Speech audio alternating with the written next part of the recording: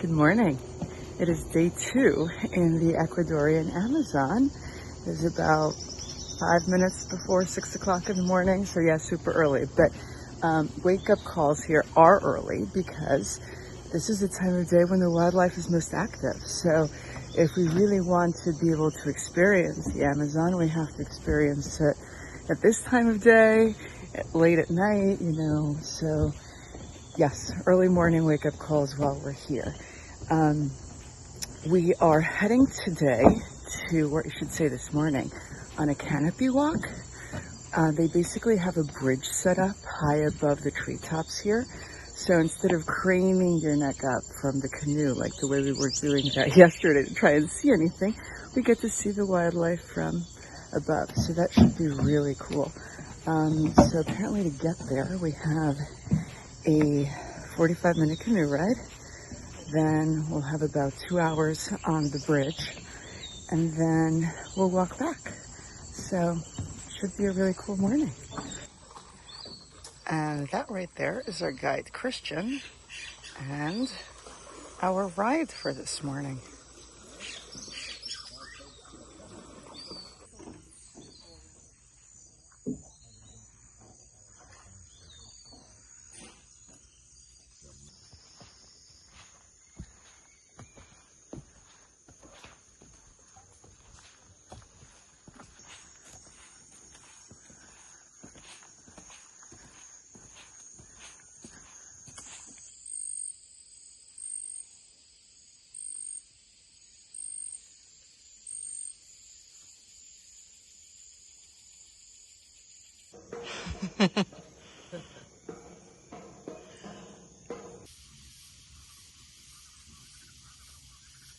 "135 feet above the rainforest floor."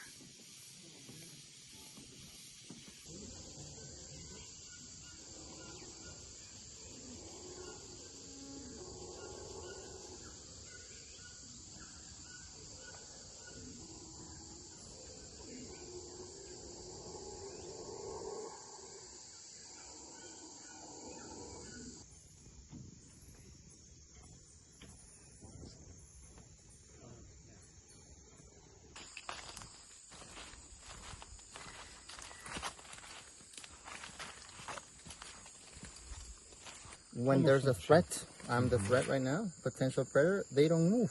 And by doing this, they camouflage with this around us, right? You can actually see the eye, like if you can take it without flash, better.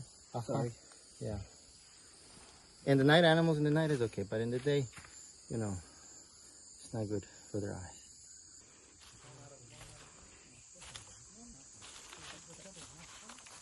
Yeah, this is it's called a red cup.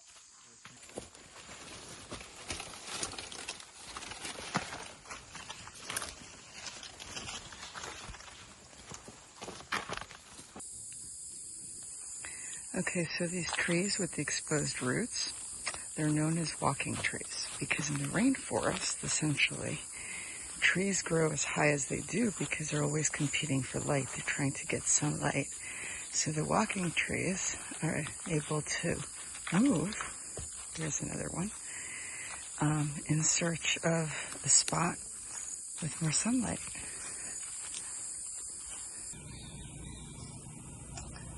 I really want to know why this tree feels the need to have all of these spiky things. I mean, who's attacking it? But it's to fool the fungus, right? So it's a mechanism, defense mechanism.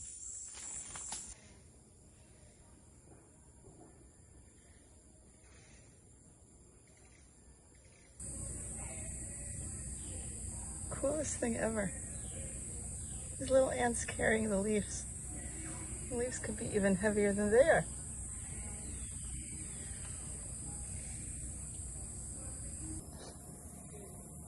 I could legitimately spend all day, just hanging here on my hammock. I've been here for 2 hours already, 2 hours after we got back from our morning excursion, which was really cool. I mean, just a very different way to experience the rainforest from up above that tower, and just looking down at everything. And I mean, we were warned not that we weren't going to see that much wildlife, because really, I mean, you've seen it, the rainforest, it's all around you. I mean, just, it's so dense, and so you don't really see much other than the vegetation, right? The animals are just hiding in plain sight. But we did get to see like 4 or 5 toucans, which is super cool, and a sloth. And way off in the distance, we had a telescope, 2 red howler monkeys that were having a fight with each other. And they were making the weirdest noises. Like, I mean, I guess that's why they're called howler monkeys, but it was less of a howl and more of a growl, like, but yeah, that was really cool. But it's so different here than Galapagos. I mean, not just because the wildlife, obviously, it's not like all overwhelming you like with its presence, but just the pace. I mean, we were go that whole week, and if there was one thing that I really would have wished was more time to just do what I'm doing now, right? To just kind of chill and be. And what's nice here is that they do have 3 organized activities a day, but the first one, even though it's like 4 hours long, it starts so early in the morning that you're done by 10, and then you're free till lunch, which is at 1. And then you've got more free time in the afternoon before going out on the later activities. So it gives you a lot of time to just actually relax.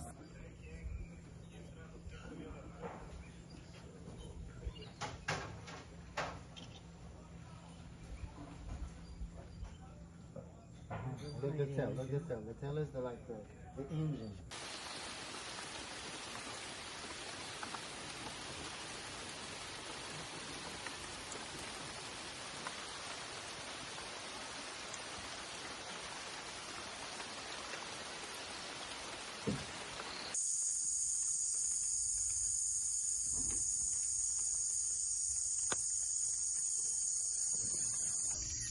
This big, maybe small insect, moth. Excellent. Maybe lizard.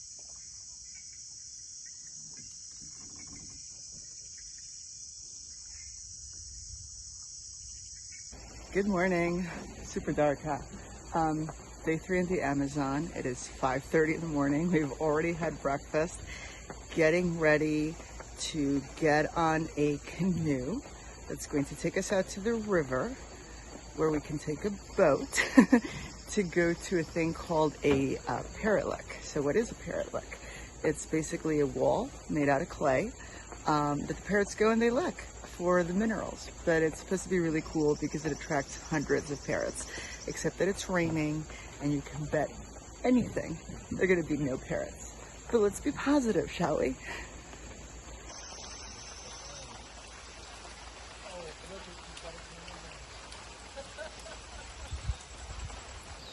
So more than half an hour later, we are still here, and it is still raining, but we're about to get going because, it rains in the rainforest, so just time to get this show on the road.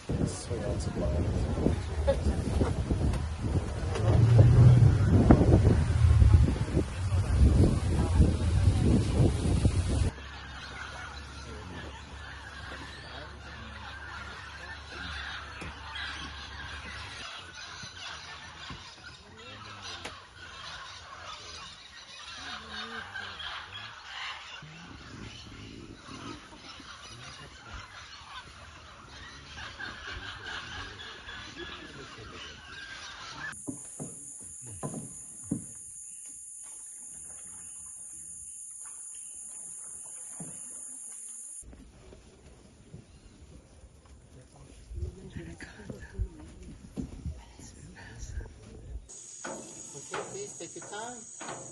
Okay, when you get to the rock, to the top, just wait for everybody to cross the bridge. Okay?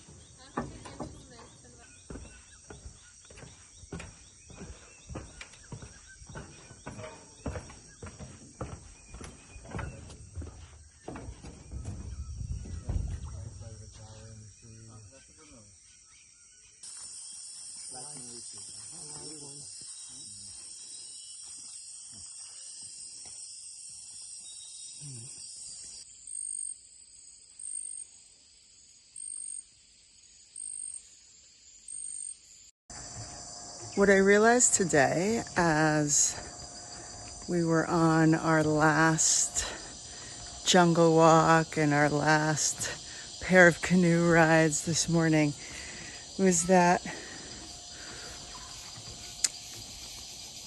you need to let yourself go here. I think, at least for myself, this felt really outside of my comfort zone. I mean, the rainforest, the jungle, it can be really intimidating, really scary. Last night we were on a jungle walk, and I'm not gonna lie, I was nervous. You think about what would happen if, you got lost. And I mean, obviously I wasn't going to get lost. I was with a group. But like, what if I did get lost? And you think of all those creepy crawlies out there, and I'm not a fan of creepy crawlies. And it was scary. And when we were done, I had this sensation of, I never need to do this again in my life. And yet this morning, as we were walking along, I realized that I was noticing the tiny little creatures in a way that I hadn't been before. And that's when I realized that when you come here, you need to let go of this, we need to see the big things. Seeing the big things is not a given. One of the interesting parts about the Amazon is we keep talking about how this is one of the most biodiverse places on the planet. And yes, it is. But when you have thousands of species of fish and of birds and of mammals and of reptiles and of plants and of insects and so on, competing for the same space, for food, for sunlight, for survival, what ends up happening is you don't really have that many of any given species. So, for example, yes, jaguars live in the Amazon, but there's only one jaguar per 37 to 59 square miles, depending if it's a male or a female. Here on Sacha, they've only ever seen one. Anacondas, I got to see one yesterday. It was scary. Thankfully, it was from a boat.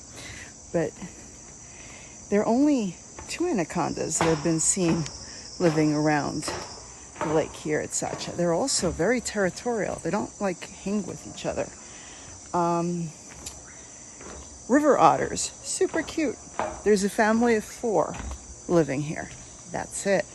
And so on and so forth. The exception will be birds and monkeys that, like us, they live in communities, so they travel in troops. And so yes, what we've seen the most of have been monkeys.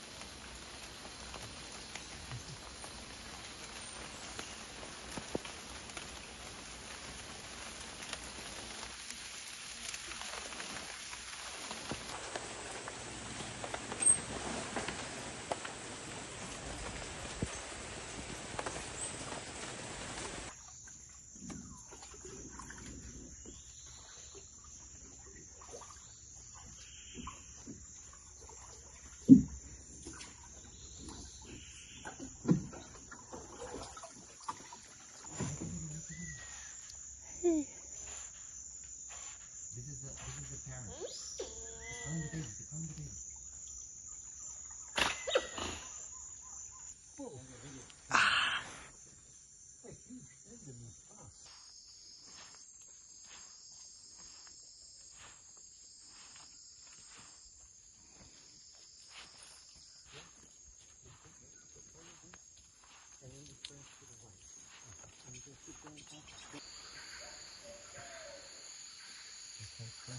Press it out.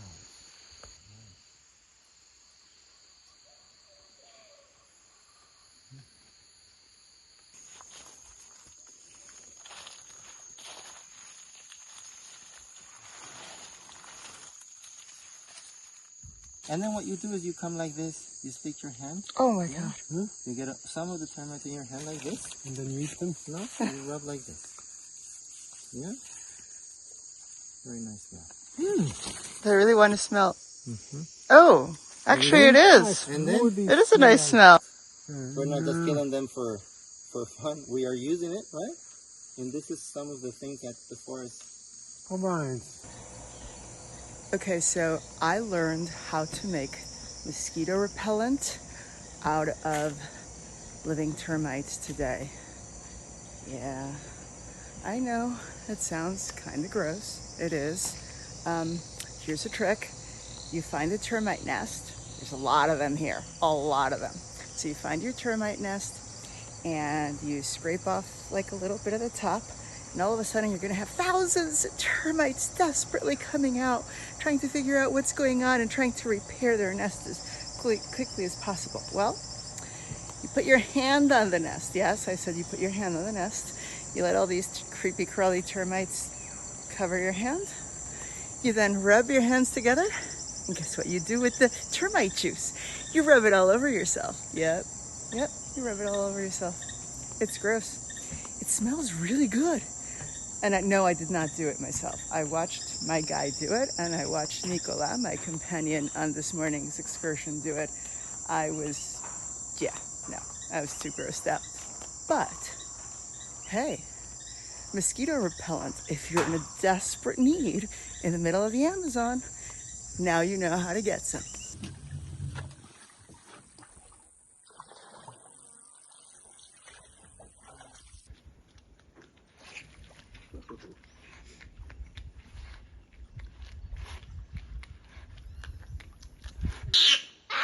Oh. Wow. Wow. Otter fight.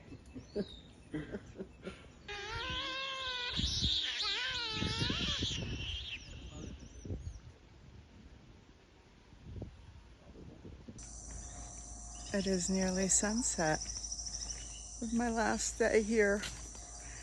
It's been really wonderful 4 days at Sacha Lodge, and such a completely polar opposite experience to what Galapagos was. But I am so glad that I came here and that I saw this and experienced just yet another amazing part this planet has to offer us. So, thank you again for coming along, and until next time.